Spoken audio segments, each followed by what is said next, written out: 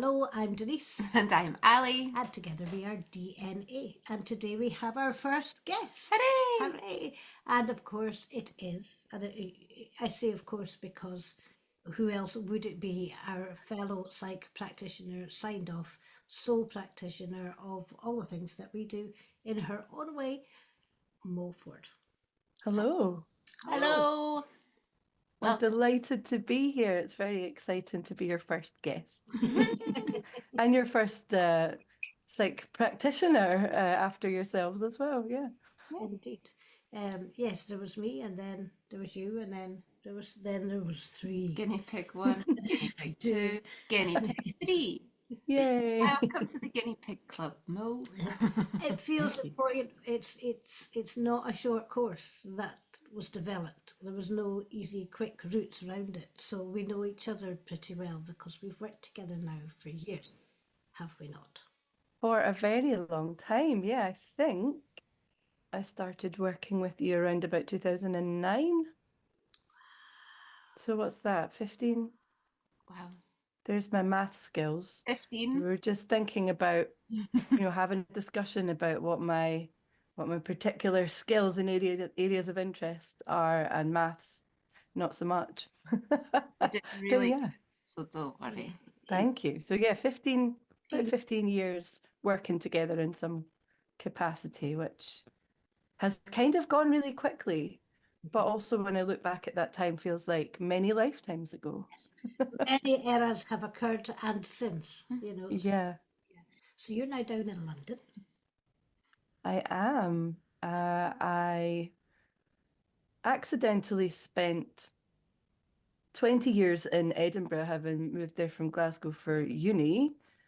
And now I seem to have accidentally spent almost 5 years in London with no plans to leave anytime soon. But I'm always going to have an eye on coming back up the road to Scotland at some point in my life and keeping my foot in the door in the meantime.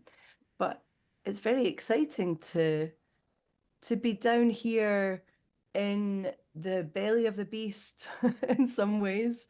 The seat of many problematic powers, but also there are so many exciting things going on down here, so much amazing community and creativity and sort of culture and meeting of different cultures to get involved in. So it feels like a very exciting time to be here and to be bringing the work that I've done with both of you to a new place and to new people, and find people who really get it as well, which is fantastic and very kind of validating for all of this.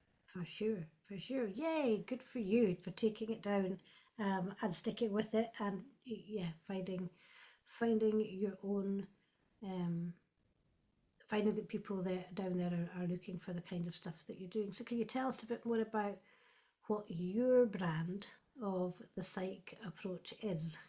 It must be interesting because usually we say psych approach, people are like, what? And just like, we know what that is already. So what's your tip on it, Mo? Mhm. I think, there are a lot of aspects of this work that we share in common, that I've very much learned from you and the other people that we've worked with around being seen and heard, which is one of the most important themes in the work that I do and things that I'm passionate about, really supporting people to feel confident, comfortable, safer, braver, in kind of showing up as their authentic selves and having people really see them and really hear them, and to feel the power of that. I think that's something that kind of cuts through all of our work that we do. Um, I take that into different contexts and different settings. So, sometimes there's a performance, singing, voice element to my work. I run singing for wellbeing workshops and kind of community singing and embodied voice in lots of different places and with different groups. So, do some work with LGBTQI refugees and asylum seekers. with women in refuge, with activists, lots of different kind of focuses there. So that is an element to my work. But I also am really interested in social justice. I know you are too, and different kind of power dynamics in different spaces. I'm bringing the adult to adult communication, embodied communication, helping people basically to show up in a way where they can really bring more of themselves and be a bit vulnerable and be a bit brave into different contexts. And sometimes that's a workplace context where people are trying to figure out how to create more kind of equitable, fair, adult, communicative spaces in their work and figure out really difficult social issues within the workplace. You know, I for a while a lot of my focus was on equity, diversity, and inclusion work. Basically, you know, as a bit of a sidebar, I've had all of these different aspects to my career and my development where, you know, on one hand, there was music and performance and therapeutic work and embodiment and all of that side of things. And on the other hand, you know, I did a lot of work in the charity sector, relevant to all of that. A lot of people who had experienced trauma, gone through a lot of different challenges. But you know, I was working directly with people, service users in different contexts, often young people. But I was also kind of managing teams, managing projects, and doing a lot of equity, diversity, and inclusion work. And I've brought a bit of the psych approach into that over the last few years. If I'm really honest, I'm a bit over the concept of EDI and, you know, all of the acronyms and the sort of polished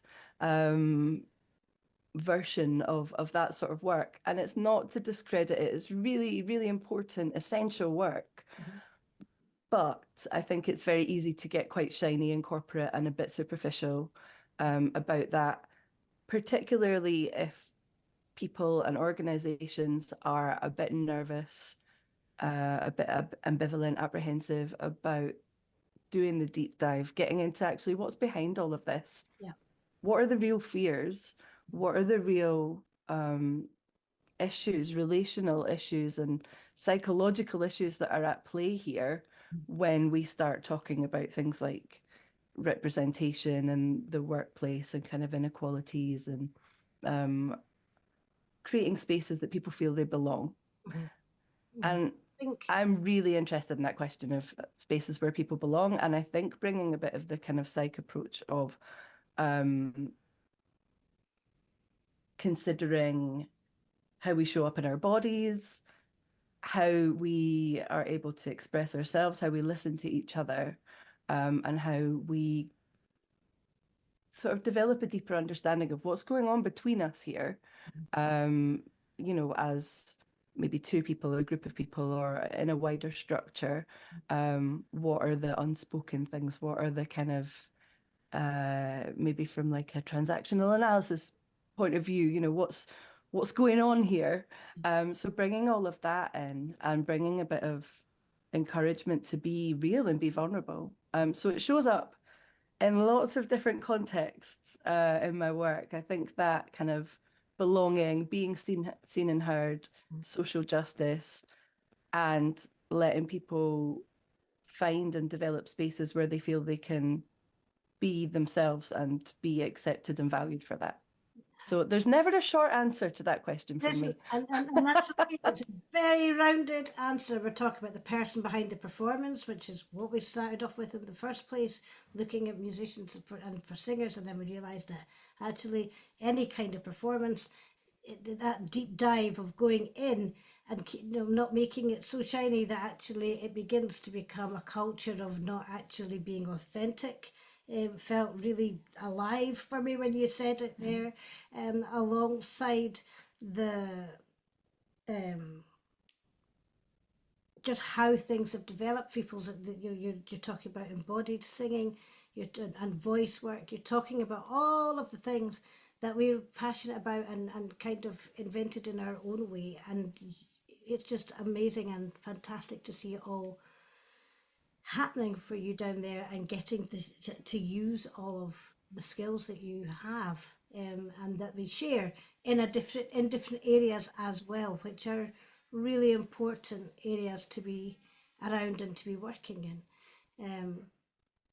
Yeah, I think there's something around bringing work into structures. So bringing the work that we do into, I can't remember the exact words you used, but like the shiny version of the corporate like tick box manual of, if we get through this booklet, we'll be completely inclusive. Hooray for us.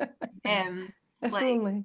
Yeah, yeah, I mean, we often have conversations about like staying away from hierarchical promotion and not getting into this something that could have started off as being a really positive thing actually becoming part of the problem, because uh, there's this acceptance that if this is the gold standard, if we do this, then we get to like wear our we're very clever at yeah, work badge.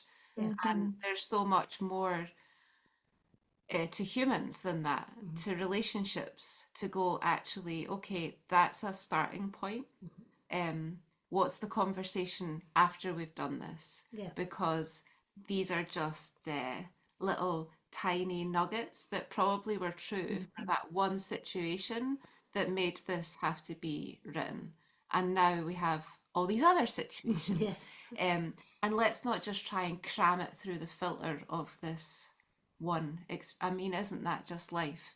We get things given to us that are created for by one person for one situation, and we're just forever in life to go on and believe that that's the only way yeah. to The do it. structures are limited in Yeah. that respect and not inclusive, which is Yeah, exactly the word that you're talking about. And that things can be trauma informed without actually doing the trauma work. Mhm. I think there's something about that, not using the one size fits all approach, or getting maybe too attached to one particular tool or one particular modality. And it's so easily done. I had an experience recently with someone who was just so passionate about what they did, and it was really sweet. And I loved watching them work. Um, but it did remind me a little bit of my commitment to not sort of staying in the one lane, and this is the tool and this is the thing and we'll make it work for everyone, as opposed to this real integrative approach that says, wow, we've really done a lot of work gathering together, and combining and understanding and adapting lots of different tools and modalities and approaches, because there's a recognition that it isn't one size fits all. That's right. And probably because that's what all of us have needed at different points. Correct. Certainly for me, there was a, wow, this has worked really well for me. How can I get into delivering this for other people so that they've got access to it as well? Mhm. Um, but I think it's never a, okay, that's all the tools now. Oh, We're done. as soon as we do that, and we're done and we're no. As soon as the world keeps evolving and we keep evolving with it and need completely new and different things. You signed off completely in 2020. Is that what happened?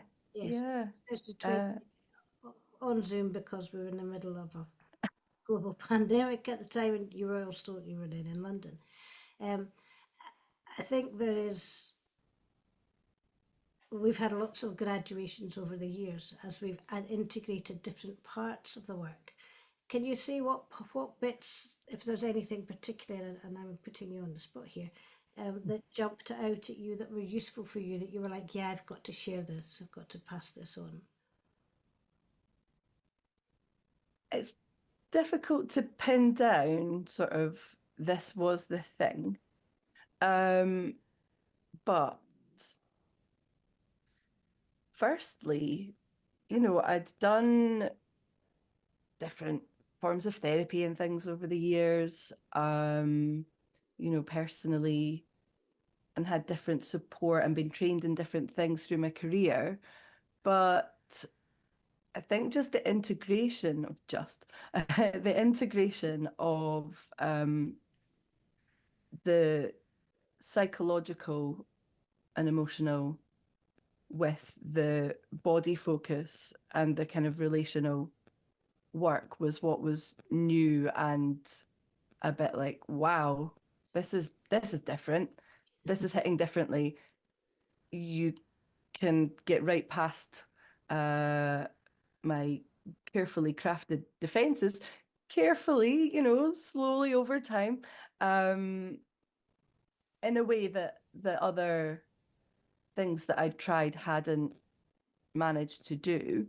And really, when I first started working with you, it was crisis point for me because I'd lost my voice in quite a significant way, and that impacted me on so many levels, emotionally, physically, professionally, all of that, that it was really important to find something that worked, and deeply uncomfortable to face into all of the different aspects of the work at first because it was quite scary, and it was quite, Absolutely terrifying. I've heard yeah, yeah.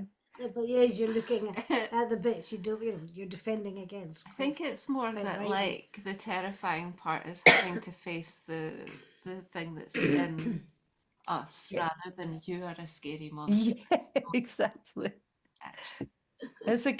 It's a good pickup. The work is not the people are not the scary part, but the confronting.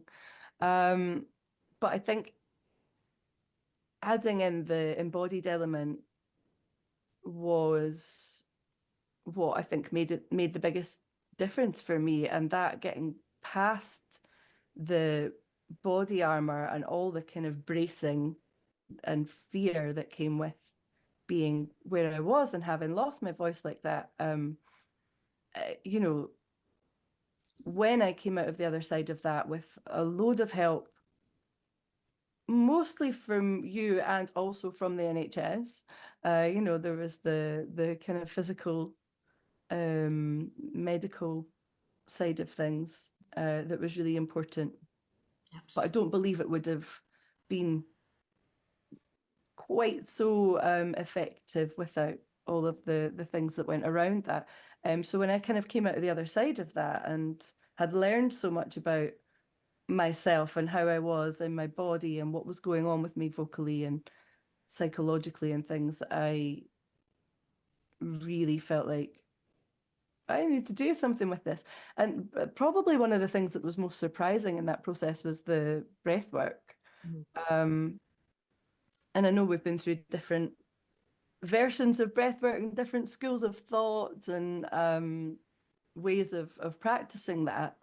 And at first I was a bit like, what is this? And it used to be a really hard sell, I've got to be honest. Yeah, it's developed an awful lot as as we've made it our own, I think. Yeah. And as you've kind of gone away and developed a new version that's in line with this approach and the ethos of this work. But at first it was a bit like I've no idea what this is, and I'm not sure if I hate it or what's going on, but something is occurring. Again, that says a lot about where I was at the time. It's not to scare people off that, oh, this is all big, scary, weird work, because it's not. But I think, coming at new things from a place of being very frightened and the newness of the type of breath work that we were doing at the time was quite an eye-opener for me. But, I kind of went from like, what? To wanting to train as a facilitator in quite a short space of time because it just bypassed all of the sort of physical holding that I was doing. And with that, there's a lot of letting go of emotion and that's sort of stuck and moving things through and integrating and was good for my voice as well. So I think that was one of the things that made me do a bit of a double take quite early on, but really it was the integration of and the kind of holistic. I'm always searching for a better word than holistic because it's one of those words that gets used so much it No. loses its meaning. Yeah. But that approach that looks at things from all of these different angles, that became what was really important to me in my work. That look, if you want to support people to show up as themselves, express themselves, whether that's through performance or in the workplace or in their personal relationships and lives, in a way that feels authentic and courageous and effective, we need to be looking at it from all of these different angles, that we're embodied beings, we're not floating heads, and our emotions and our bodies and our thought processes are so kind of bound up together, and then along with our communication and relationships with others. And then from there, I think the bit that I might have focused on additionally was like looking at things from a structural level. And I know we talk about that amongst ourselves so much, and it's a big focus in different ways for you as well. But that sort of, what are the outside influences and the structures and the power dynamics out there and kind of injustices that affects all of this, our bodies, our communications, our relationships. Our autonomy. Which is so important, Yes. So this is why I think it can be quite hard to narrow down, what is it that you do and what's important to you, because I'm just so focused on the links between all of these really big important themes that I've never been great at convergent thinking. I'm more divergent thinking, Kind of holistic, this for way. want of a Yeah. better word, approach works for you too. It's like actually Yeah. need that kind of system around us that brings us, all the parts of us together, and lets us be fully who we are. I think it's okay to not need a really slow and very high building elevator pitch that doesn't take 60 seconds. The amount of like business type training that is like, well, you need to be able to explain absolutely what someone can get from you in this amount of time. And it's just like, I don't actually. I don't need that. Do it. I don't need it. If someone can't listen to me for longer than 60 seconds, I'm probably not the right person for them. And that's all right. Like, there's other people, they'll be able to do it in 60 seconds. I used to get really hung up on not being able to achieve that goal of like, how can I express what I do in that little chunk? It's just like, I can't. It's bigger than that. It's vast. And some days I'll say some things and some days I'll say other things because I'm a human and I'm not a robot and I don't have the ability to be perfect. And I'm all right with that. I wasn't before. I fought really hard for that 60 seconds. And it just always felt like a shortchanged version. I think for me, as we sit here, one of the things that makes me glow is that you result we as all, including that we as all, we as all sing like linties now. We can all really sing our socks off now in an authentic way and speak in an authentic way too. However, as singers, and primarily that's where we all got together, that is one thing that I think to find expression, to find your highest levels of expression, is one of the absolute stars of this approach. It then went from singing and on to all the other aspects. And then as we start to look at society and we get to these bigger issues and problems, to be able to relationally work with people in a way that, as you say, feels safe enough for people to do bits of work, is a huge honour. But look, here we are, there's three of us. There was only one, and I didn't know what I was. I didn't know I was one. I was just doing away.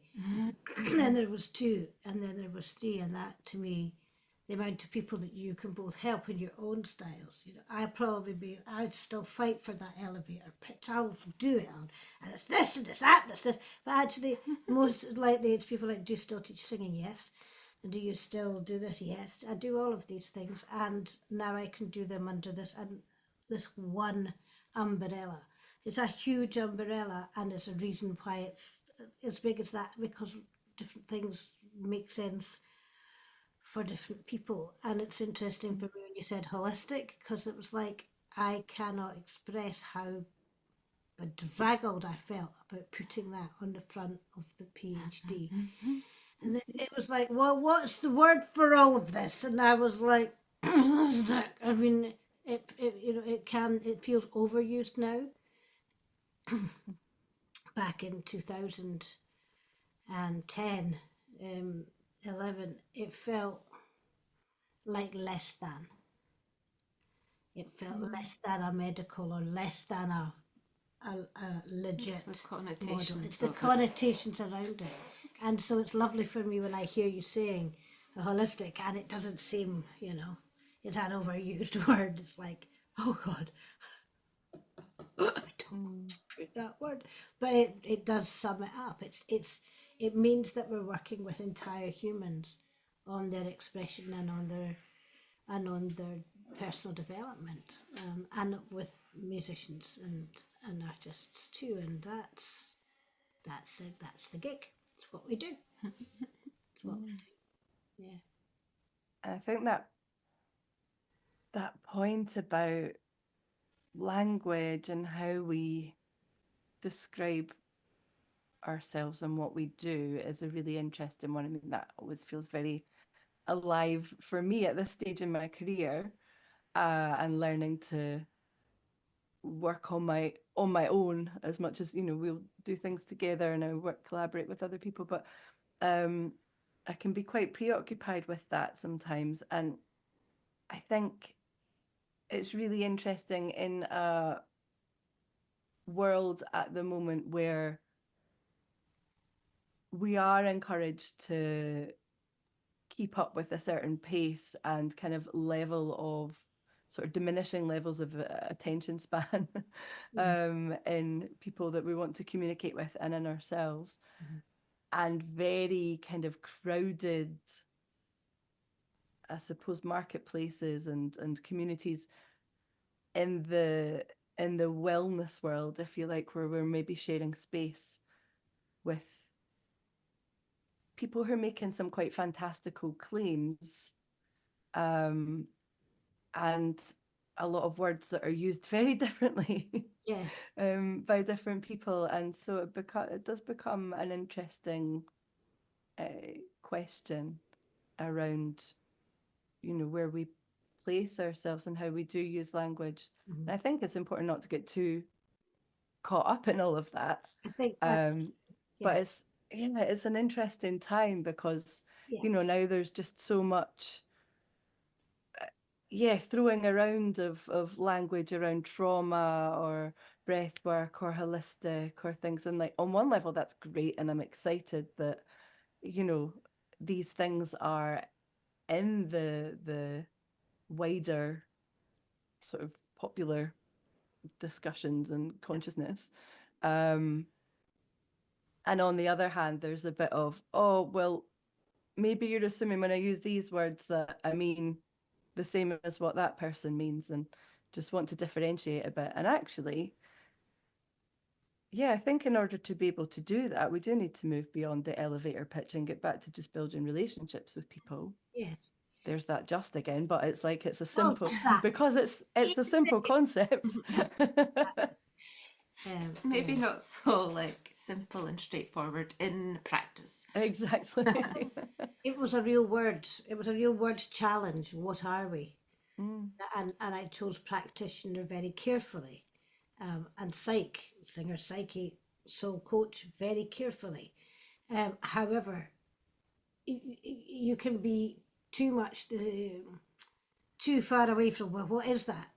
Is it a facilitator, or is it a coach, or is it a therapist, or is it a psychotherapist? Yes, but actually the word that people are more familiar with is coach, and that word coach covers a huge amount of a huge span. Like the way you use coach, somebody uses coach may not be the way we would use it. I'm a voice coach. I'm a singing teacher. It's just like it's a lot of. Um, we don't seem to have enough words. That's why we used practitioner. And again, it's hard for people to know what that is. Then it's easier to say you're a coach because people know what that is at least, or a supervisor, or a facilitator. All these words mean something slightly different. However, there is a narrowing, or a need, a want to narrow it down, and it's just like, yes, Mm. some of these. That's what the practitioner aspect is, Mm. and I think we can get stuck on language, and if we build a relationship, then we build the relationships. Yeah, it's right? also, I think there's loads of semantics in all of this, and there will forever be a culture of there being what the next buzzword is. So like I hear triggers all the time. I'm really triggered. It's just like, okay, so just to give you the psychological meaning of trigger is this. Are you that? Or are you something else? And it's fine. Like language does that. It gets um, pushed through people's filters and And evolves. and it might become that trigger becomes it's got a different Definition. definition. Thank you. Yeah. And I think even words that like maybe I used to say 5 years ago, some of them I don't use them anymore because like they're utilized in different ways to how I want them to be felt in the world. But more than trying to explain the semantics or here's my encyclopedia of this is what my language means, read this before I can speak to you, is like getting to a point of feeling authentically aligned in myself. It's like I know what I mean, and I'm completely open to being challenged if someone's like, you say this word, and when I hear it, I hear this. Because that is part of communication. Like human communication can be beautiful, straightforward, like really easy peasy. And sometimes it's just like, doesn't matter what your intention is, you can hit up against someone's every wrong thing. You said that, I heard this. You said that, I heard that. I think if for me, where I am at now, is my intention is to be available authentically to connect with people and be open to what they've got to bring to the relationship communication. Yeah. With enough like trust in myself that I can be challenged and that debate is like Abe scratching. He's either agreeing with me or thinks Setting up this is the a load of challenge for rubbish. you. Yeah, willing to be challenged, and that I truly believe that debate is healthy, with good intention. Some people like to debate for just the sake of it, but I think rather than there was a time where I almost could like feel my own filter before I was saying things to make sure that I was representing everything I wanted to say absolutely in the perfect way, that word again. And now I'm just like, okay, my intention is coming from a good place. And if I say something wrong, either for me or in someone else's eyes, my intention wasn't to do that. And there's probably a way that I can fix it. Mm. And that's part of my authenticity, because before I almost like was holding back my authenticity so that I was making sure I was saying the right thing before I said it. And it's just like, how exhausting. Yeah. That comes up so much in a lot of the work that I do with people in the sort of inclusion, belonging space. That fear of getting it wrong and holding back, and the fear of causing offense or upset. And a lot of what I'm interested in is that kind of relational work where we can focus on, well, how can we build relationships that can withstand a little bit of um, challenge from a well-intentioned place, a little bit of rupture and repair, Yeah. or somebody coming with the intention of giving you the gift of saying, hey, can I just let you know how that landed, so that and we can get past this and figure out how we're going to communicate from here, or what language feels good for us to use together, and all that sort of stuff. Because I think having those skills to be able to say, oh, I got something wrong, or there's been a little bump in the road in this relationship, and be able to get past that, is just such an important skill. And then that can really take away a lot of the fear, as you say, And the and sort of shame, holding back, and not, yeah. not wanting to get it wrong, all of that Mm, aspect for sure.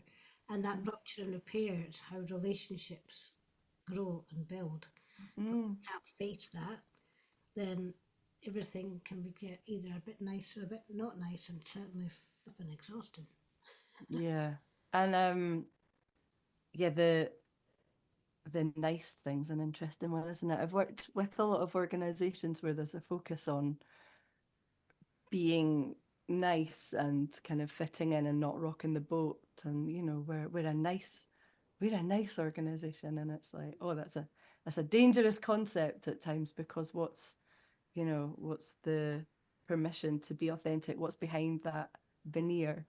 Mhm. Um, where might that lead Mhm. in terms When I of did, resentments and things? indeed, exactly that. And when I did the bullying in the workplace research, the first thing on it is discount. So in order to keep it nice all the time, somebody has to discount that it wasn't that comfortable, but we're just going with it. Rule number one is that discount. Um, so it's lovely to have the intention of all being nice, however, we all rupture and repair. If we rupture and repair, there's the cure for relational trauma. That we're not just sitting in shame or pleasing other people. Mm. It's And interesting. It's coming. yeah, I think as well, being able to, this is partly where the embodied stuff comes into that side of my work, um, because it's been super useful for me, with quite a sensitive autonomic nervous system, to learn how to re-regulate that, bring myself back into balance, so that my thinking and my self-compassion and my compassion for others can come back online, Mhm. because I'm not sort of so overwhelmed that I can't connect to all of that. And offering people tools where they are able to use these kind of embodied approaches, and a lot of the tools that all of us would use, in order to get to that place, so that they can have the hard conversation, or do the slightly scary thing, is, I think, can be such a game changer. And I get really enthusiastic about all of the places that we might be able to bring that, whether it's into workplaces or performance, or I've enjoyed working with activists and doing kind of decompression work for people who are really in the front line of some very emotionally charged, very difficult, swimming against the tide of kind of abuses of power and things like that. And actually the things that we're carrying around in our systems when we're doing that work can be so exhausting and lead to burnout and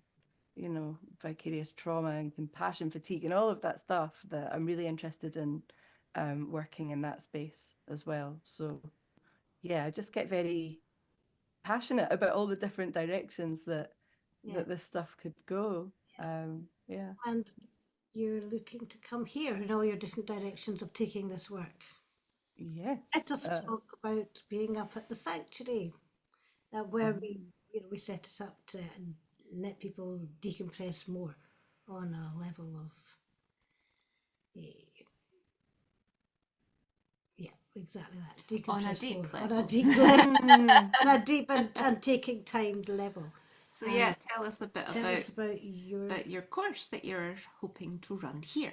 Yes, absolutely. And just before I launch into that, you almost had me sort of floating off there for a second as I remembered the last time that I came to you for a retreat and stayed in your one of your little new cabins, and it was just the most deeply relaxing experience that I'd had in such a long time that I just floated back there for a second. So Cool. yeah, it's lovely. So yes, watch the space of both of our websites and social media. We'll come back to that for a few more details. But in April, from slowly as I look at my diary, the 25th to the 27th of April 2025, I'll be running a retreat which is really focused on burnout prevention, on a chance to slow down, recharge, reflect, specifically aimed at working with people who support people in some capacity. That doesn't have to be a professional capacity, but it might be those of us who are doing a lot of kind of frontline work with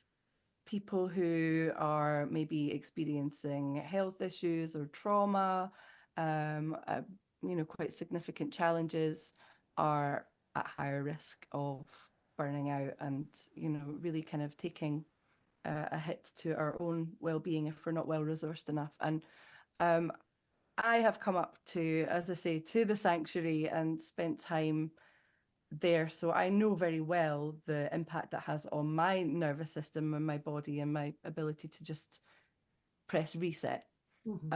So that's really what I'll be offering in your amazing space with some support from both of you, and that will involve a lot of the tools that we use in this approach, that are kind of body focused, that are from different forms of kind of psychologically informed coaching, that are about connecting with each other, using the breath, using the voice. That's not to say that you have to be a singer to come to this. It's not a particularly singing focus, but there's always likely to be a little bit of a voice element because it is a very magical tool.